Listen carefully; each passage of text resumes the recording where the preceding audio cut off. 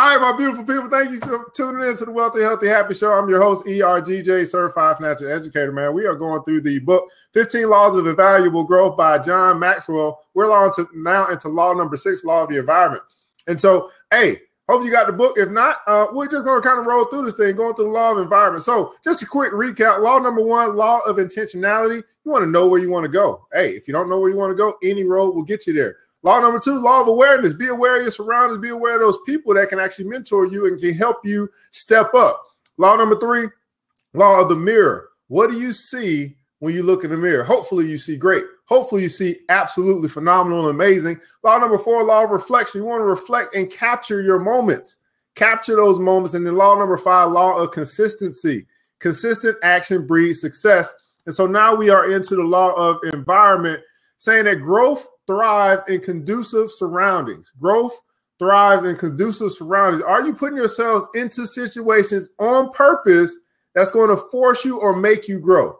If you are the smartest person in the room, it's time to find a new room. Why? Because your environment is going to pull you back down instead of pushing you up forward. And we got our co-host here, Pat, in the building. How are you, sir? Phenomenal. Absolutely phenomenal. So where did we leave off yesterday, Pat? And so are you. Yeah. Okay. I got this from one of my coaches. It's a band you see me wear a lot. Yeah. And on it, it says, I am phenomenal, and so are you. That's right. So are you. Fantastic, man. So, you know what? We're just going to talk about the law of environment. We got seats open. This is not a me show, it's a we show. So hopefully you guys are having a wonderful, plum-pleasing day, and we'll just keep this thing moving. So here's the deal. The law of environment, we talked about yesterday, that you have to make a choice to change, right? There's a time for you to change. You got to recognize it. Like, hey, you know, I think I mentioned that. Hey, I remember I've been in a lot of jobs where it's like I knew it was time to change, and did I go ahead and make the change? It's like, hey, it's time for me to move on. Sometimes you know when it's time to move on from that relationship. You know when it's time to move on from that job. You know when it's time to move on. But do you listen to that little inner voice that's saying, hey, there's no more growth here. Hey, you got to do something to make sure you put yourself in a position to continue to grow. You're either growing or you're not. You're either moving forward or you're moving backwards. You got to make that decision on which direction you're going each and every day. And so hopefully you put yourself in a situation where you're growing. And then your change depends on the choices. It depends on the choices. So there are some things that you actually can't change. They're like facts of life. But guess what you can change? You can change your attitude.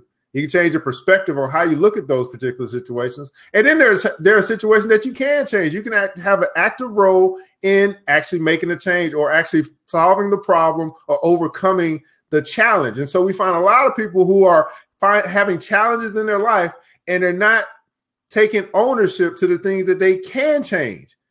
That's the thing. Obviously, you can change your attitude, but then there's also some actions that you can take in those situations where you can actually solve the problem or overcome the challenge. Pat. Well, and it reminds me of the wise old story about the sower of the seeds, right? And we sow ourselves. We have to decide where we're going to put our seed. And, you know, the story goes that some of it landed on the rocks and the sun came, got a little bit of heat, and they withered. And some were on the roadside and it wasn't in a good soil, you know, but there's some that actually landed in the good soil and it grew well. So are you putting yourself into that good soil? Are you putting yourself where it's the best environment for you? And that doesn't necessarily mean physically sometimes, because sometimes you can't change where you physically live, but you can change where your head is. You can change where your emotions are, and you can change where you are, even though you physically may still be in the same apartment, the same job. But is it the same job when you have a smile on your face as it is when you don't? Yeah. That is why we have the Wealthy, Healthy, Happy Show, guys. So thanks so much for joining. Veda is in the building. Britt is in the building. Nikel's in the building. Mr. George Fry joining us for the first time in the building. Raquel, not sure where you at. You're a host today. What's going on? It's 7:02. I'm giving you like 3 more minutes. You still get it together. It's all good. So here's the deal, man. Like, so as we're going through talking about the 15 laws of invaluable growth, now we want to talk about assessing our current environment. You want to assess your current environment. So this is where we got to figure out, man, are we in a place or are we in places where it's conducive for us to grow? Now, obviously, this show is a place for you that's conducive for you to grow. You can get on here and talk to a whole bunch of different people that are above you, below you, and can push you to. We daring you to grow. That's the whole premise. We dare you to grow. And so I'm really appreciative of this group because each and every day you run into fascinating people, and I'm glad we get the day started with our minds right, so we can deal with these fascinating people that continue to fascinate me. So there's some questions or a list of questions to help you get started as you assess your current situation. First thing is you want to ask one of the questions you can ask yourself is, as it relates to music, what songs lift you up? Do you have some particular songs that just you listen to this song and it just really gets your spirits up, motivates you, pushes you out? I know one of the songs that pushes me out to go and go and charge or seize the day is this song called "Get Up, Get Out, and Get Something" by Outkast. It says, "Get up, get out, and get something. Don't let the days of your life pass by. You better get up, get out, and get something. Don't spend all your time trying to get high." So it's like, hey, get up, get your butt out of bed, get out the door, and go get something. So that's one of the songs for me that really, anytime I hear it, I'm ready to go. I'm going to go change the world. Pat, what's the song that lifts you up? Well, and we're different people from different generations. Absolutely. But I've always been very fond of "We Are the Champions."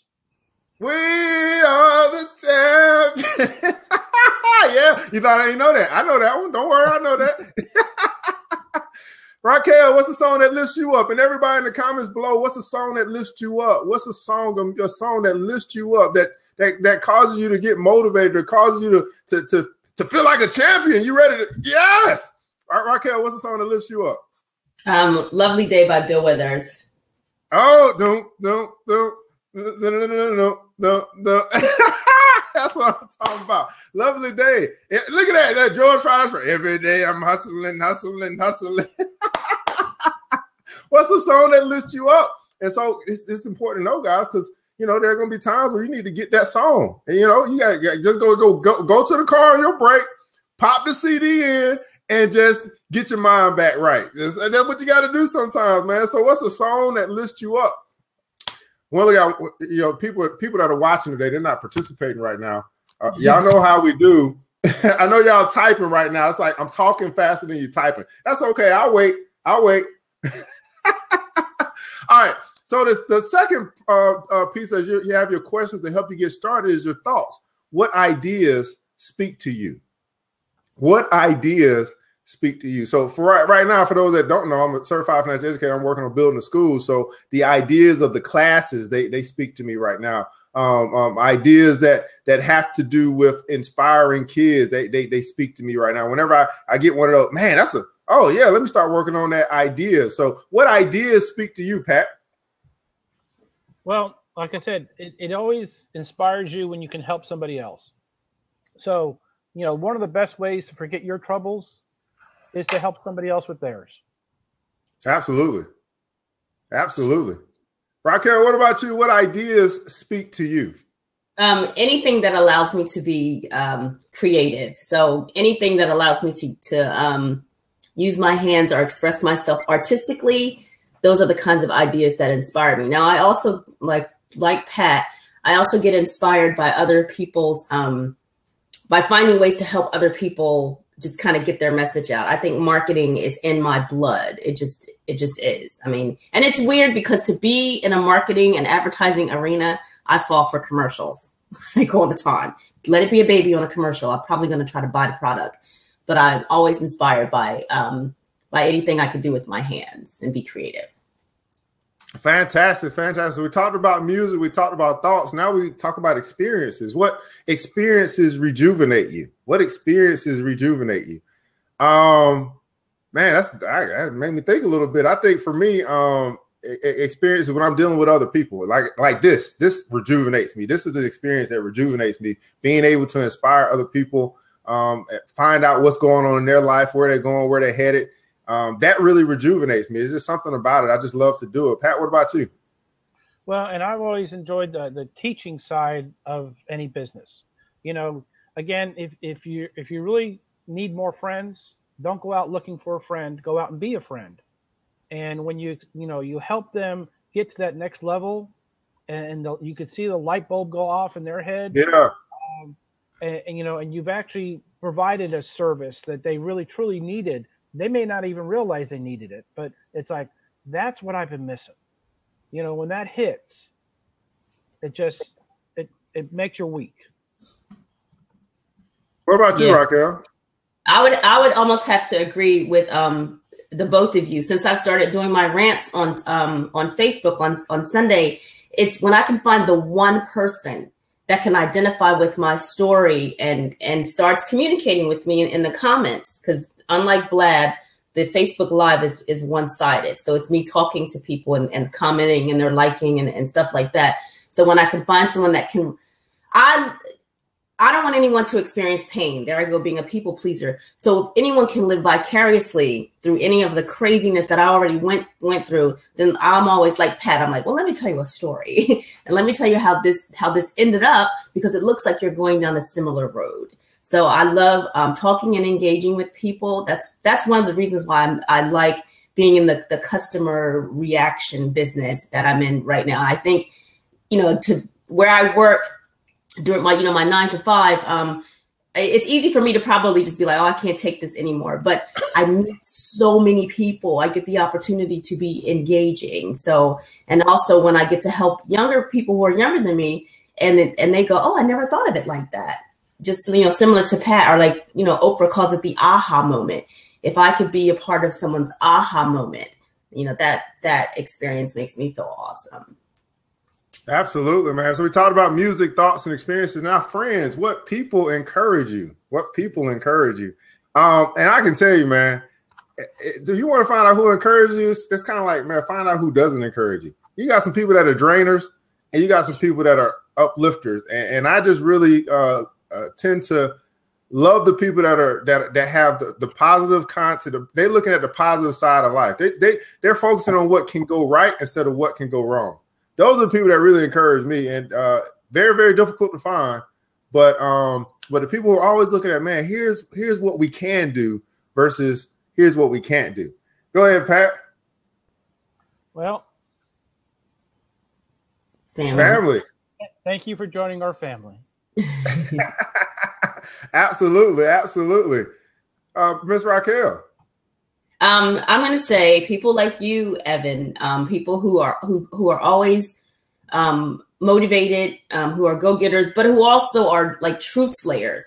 Like if you are a person who, can know you're not trying to hurt somebody, but you will tell them, exactly what it is that they need to know. Like you said earlier at the top of the show, don't call me if you don't want an ERGJ opinion.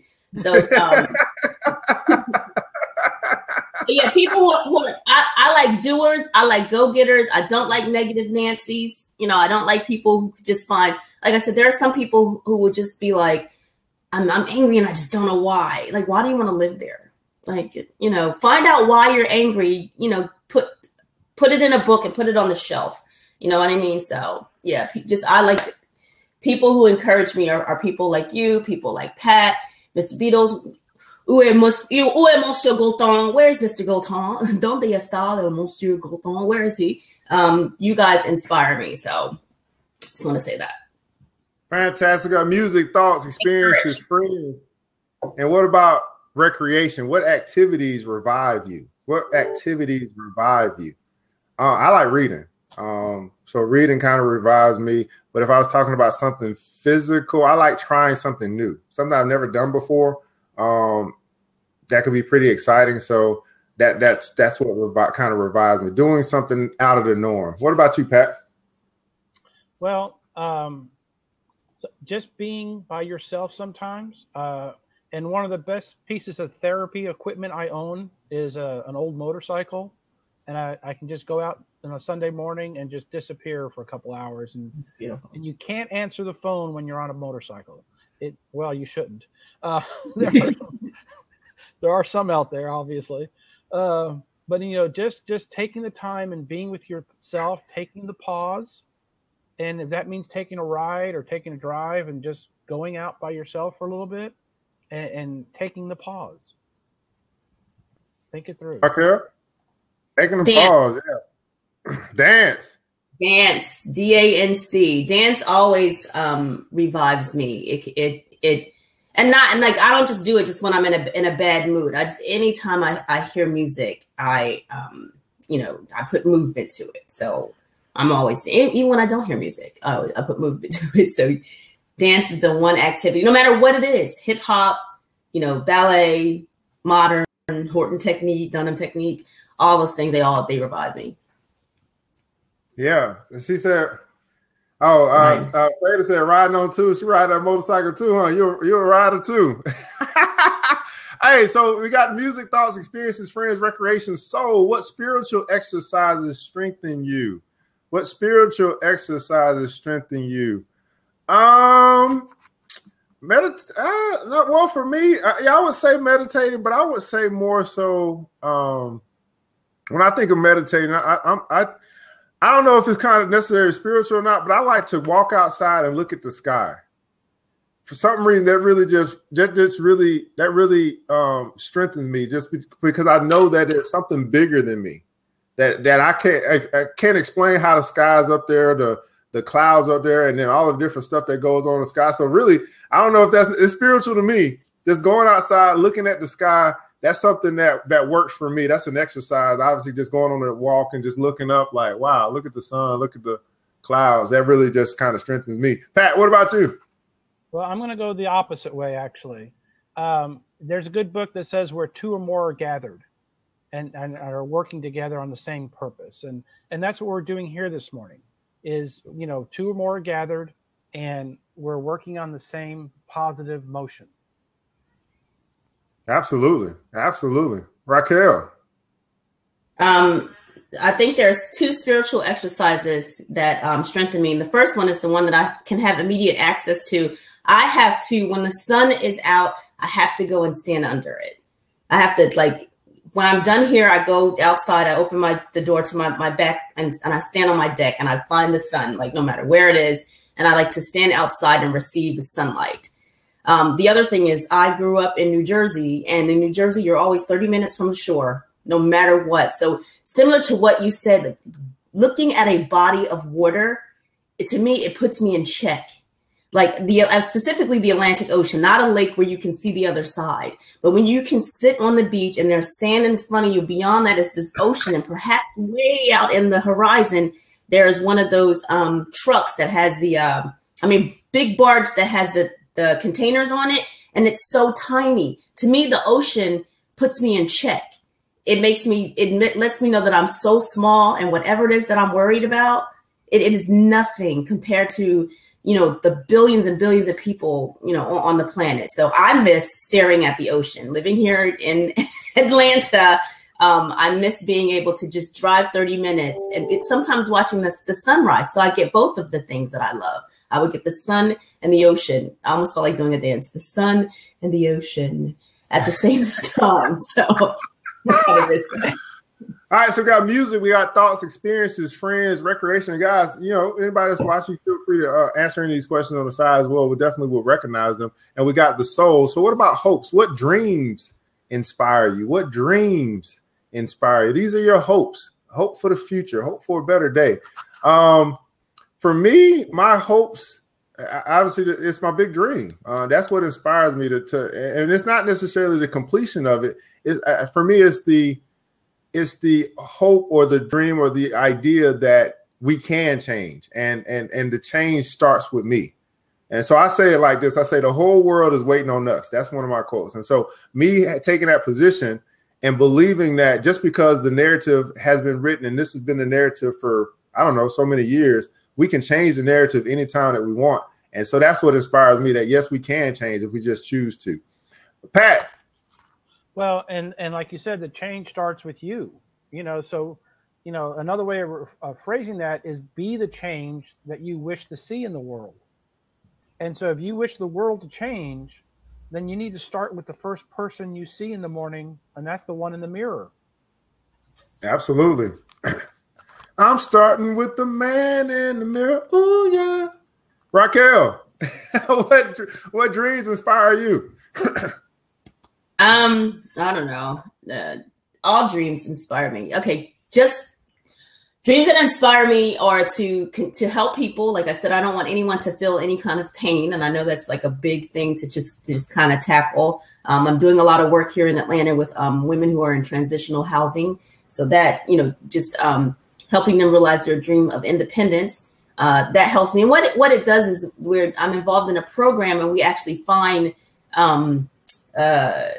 we find the stuff within these women to see how they ended up in the situation in the first place, to get them to kind of, to get themselves out of that position. So a lot of them have trust issues because usually they'll say it's someone else that got them in that situation, someone that they put their confidence in, and they ended up losing everything and not, it wasn't a win-win for them. So I just if I could just help one person, just if you can, I think I said this before, if you help one person, then that one person helps one person, and then so on and so on. And then you've helped, at least, I don't know, maybe 20 people that you could physically touch, but you've helped way more than that just by just helping one person. So just trying to change the world, the whole Anne Frank syndrome. I believe everyone is good at heart.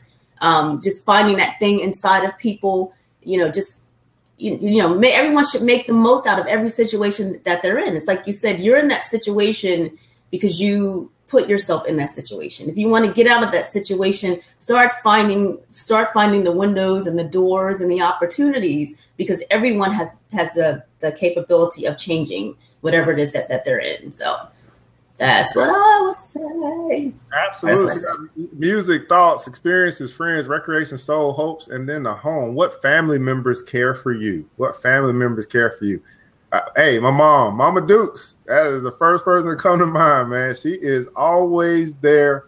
Obviously, my whole family, but mom's comes to name first for the family members that care about me. George Fry said his wife. That's right, man. Good wife. That's what I'm talking about. Pat. Oh yeah, and there's nothing better. There's nothing more special in this world than that one you've decided to spend your life with. And I've been married since 1981. So I've been married a long time.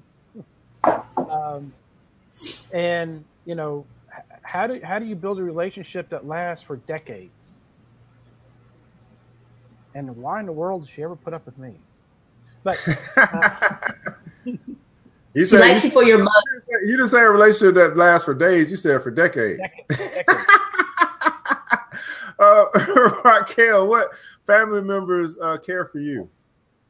I would have to say my son. It took me to birth a human for me to get the compassion and the unconditional love from a human. So my son he's 25. He's awesome. He graduated from Georgetown. He works for Fannie Mae. And what I feel is like all of the positive seeds that I planted in him. My goal with raising my child was to break cycles, was to show someone unconditional love without, without wanting anything in the back. I'm your mama, so you owe me. No, none of that. Just to kind of raise him and have him be this awesome person, give him praise, give him confidence, make sure he knows the difference from right and wrong. And then sometimes I find myself, even as the parent, I'll be like, hey, dude, I'm having this issue. He'd be like, yo, mom, you raised me. You got to be a superstar. Go out in the world and conquer everything. He won't let me slip even for a moment. He's kind of like you. ERGJ. If I have to look at Pat, I have to do it this way for the camera. But he's kind of like, he reminds me a lot of you. And that's why I always say things like, there are things you can learn from the new generation. Like, don't be so closed-minded to think that you know everything, when you're older. Like, I'm in my 40s. The younger generation, they have a different way of doing things. You know what I mean? And they're learning faster. For some reason, this world is speeding up. I won't even get into that today. But, my son, to get back to the question, he's just like, it's unconditional and it's obvious. Like and he always, when he goes out, I'm just going to say this, he always calls me because people don't believe, number one, I'm his mother because I look so whatever. And he brags about the relationship that we have. So he's always like, yo, you need to talk to my mom. She's so cool. Watch. And next thing I know, I'm being FaceTimed. And then he's on some, outing with some girl. And I'm like, okay, hey. So, I love my son. Fantastic, man. So we got music, thoughts, experiences, friends, recreation, soul, homes, and hopes. Giftedness. Giftedness. What blessings activate you? What blessings activate you? I'm gonna defer, Pat. I've got to think about this for a second. Well, and like in all things, you should start your day by counting your blessings. You know, and we've been talking about family for a little bit. So, I mean, that's one of your first blessings is the family you have. And if it's not the family that came biologically, it's the family you create. You know, it's the community you create around yourself. And that's what we're doing here. We're building a community. We're building a family. And don't be late for breakfast tomorrow. I think for me, I would say I would call this a blessing, my freedom. The freedom to speak and say and do and go and you know, all on my own time and on my own free will. For me, it activates me to know that I'm free. I know what it felt like to feel like I was the caged bird that couldn't sing. So it really activates me when I think about my freedom. Raquel. I'm the blessing that activates me is there is a clear protection around me. I've been in situations, you know, I think I shared this on my Facebook page. I found myself homeless for 128 days and no harm came upon me.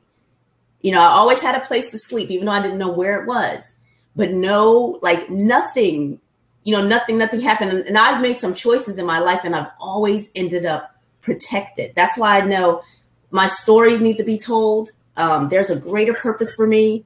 I have to continue to do all the things that I do, continue to share and reach out to people. So the blessings that activate me, I'm writing down every question that you said because I'm going to use this content on Sunday. Now, the blessings that activate me are just knowing that I'm protected. And you know what?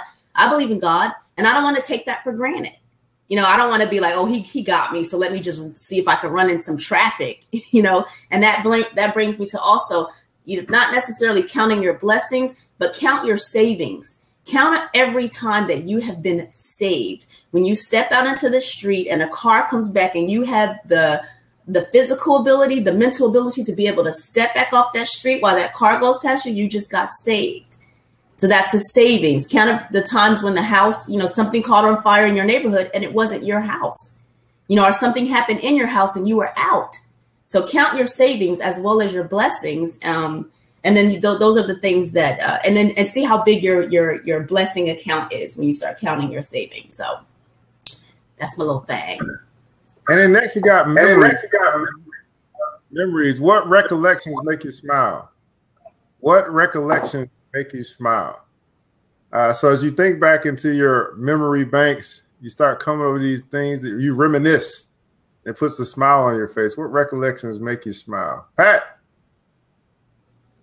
Well, one of the things, and we were, I guess, family and everybody else had real concerns, and rightfully so. But one of the things that we did is we actually did a home birth for one of our children. And if you haven't actually gone through that, and people did it for thousands of years up until the last 100 or so, right? But if you haven't actually gone through that with, you know, midwives and the whole thing, and actually seen, you know, your own children come to this world, it is something that you'll never forget. I mean, it's just something that's spiritual. It's with you forever. Man, absolutely. Home birth, man. Oof. I'll probably pass out. Raquel, what about you? What recollections make you smile? Well, not obviously, just my son and the birth of my son. I had my son when I was 19, and I was in awe of him. Like, it's this weird thing to be able to produce a human. My son also came into this planet around the time of, I believe, the Gulf War. So I was like, oh my God, I'm bringing this person out into this planet. You know, am I going to be able to protect him? Like, is this war going to last forever? Those are the things that I was having. I actually went into labor on April 1st, and he didn't come out into this planet until April 4th. So just the memory of seeing him for the first time and touching him. And, you know, it's like, this is a person. And then he would just, you know, look at me like, hey, I'm hungry. Like no one else could feed him. You know what I mean? And I was younger. So it took me a minute to just kind of like react to him. My mom had to say, girl, talk to him. And I was like, hey, hey. But as obviously our relationship has evolved over that, just once I got over the fascination of bringing a life into this planet. So just thinking about him and thinking about when the doctor actually put him, you know, on my chest and you could feel the weight of this person that had been wiggling inside of you for 9 months, man. It was just, it's just an awesome kind of just to, you know, to touch that little flabby, fat little thing. So the memory of having my child, that was awesome. Yeah, I think for me, man, I think I'm like achievement driven. So when I think about some of the things that I've achieved in life that were against the grain or outside of the norm, like my first house, had my first house when I was like 20 years old. That was against the norm. I never lived in an apartment. I just went straight and got a house. How I did that, I don't know, but it happened. Things like that. It really puts a smile on my face and know that I'm being different. I'm living different, and I feel like I'm blazing a trail for other people to follow. So that really puts a smile on my face. Some of the things that I can think back to, man, I've been through that. I achieved that. We did that. You know, I don't know if it's checking stuff off the list or just understanding or just knowing that we were able to do it. And that gives me hope that I can do anything, really, at the end of the day. And last question, man, comes to books. What have you read that changed you? What have you read that changed you? Now, you guys know I'm an avid reader. I read a lot. We can talk about the Bible, things like that. But I'll give something else. I'll say the number one book for me that I read that changed me was As a Man Thinketh by James Allen. As a Man Thinketh. Yeah, Alchemist is good too. Oh yeah, Alchemist is that is too. Oh my goodness, I got a lot of them, but I would say As a Man Thinketh. That I read that before The Alchemist, so that book actually changed the way that I think and process. By James Allen. Pat, what book? Name one. I know you probably read a lot too. Have you read that changed you?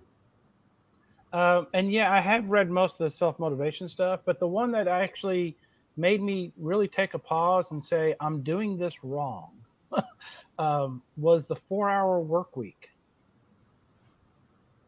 4-Hour Workweek. Look at it. We're about to get some good books going on here. No, I'm writing that one down too. 4-Hour Workweek. And it talks about the new, just a different way to live in our society that most of us don't think about.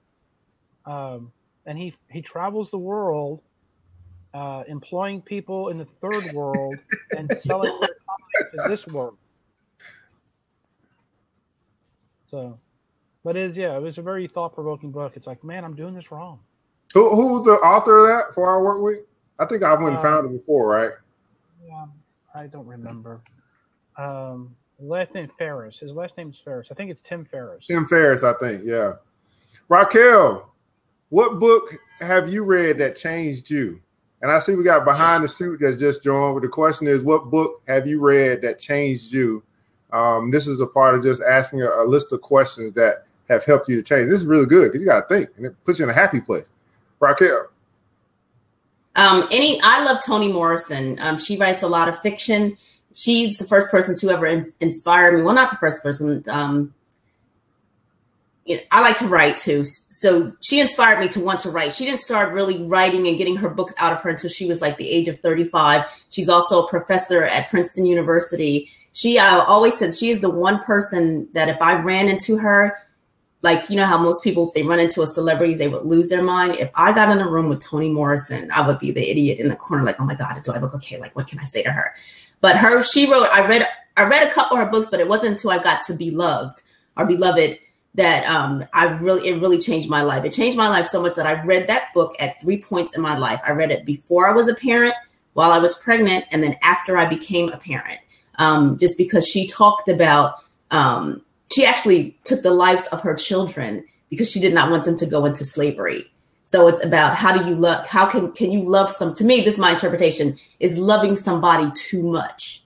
What does that mean? Was she selfish because she took their lives? Was she really thinking about their future because she had endured slavery and she didn't want them to go through that? or was there something else? And then Toni Morrison has this way of writing where it seems like there's another presence in the room, like someone else is reading over your shoulder and also giving you their opinion. She writes in this eerie kind of like, I don't know, pseudo omni person.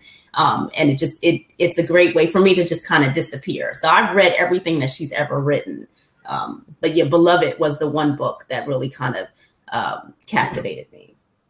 Cool. So we asked a couple of questions to help you understand who and what nurtures you personally, and then figure out whether you are, whether or not you're getting those things. So we had a list of questions that relate to your music, your thoughts, your experiences, your friends, recreation, soul, hopes, home, giftedness, memories, and books. Hey, these are questions that you can kind of ask and help get you going, right? Because we're talking about the law of the environment. So as we reflect on these things, we understand what type of environment we need to be in to grow. We need to understand the type of environment we need to be in that will nurture growth. Just by asking those questions, have the time to think and get into a happy place. But hey, that's our show today, man. Raquel, you got any last words for the peeps? Just continue to be true to yourself. If it doesn't feel right, it isn't right. Women, trust your intuition. That's why it's there. It's not gas. It is something telling you that something is wrong. So assess it properly. And continue to just, inspire other people, man. Just reach deep inside of you, find your happy place, and just let that explode. Pat, any last word for the peeps? I believe in you. I believe in you, right? I'm phenomenal, and so are you. Here's the deal, guys. This is the show where we're daring you to grow. We're daring you to put yourself around people and situations that's going to prompt you to grow. Hey, you grow on purpose. That's our show today, man. We'll be back tomorrow at 8 o'clock. We're here Monday through Saturday at 8 o'clock. We are wealthy. We are healthy. We are happy. I'm sorry, 7 o'clock. What did I say?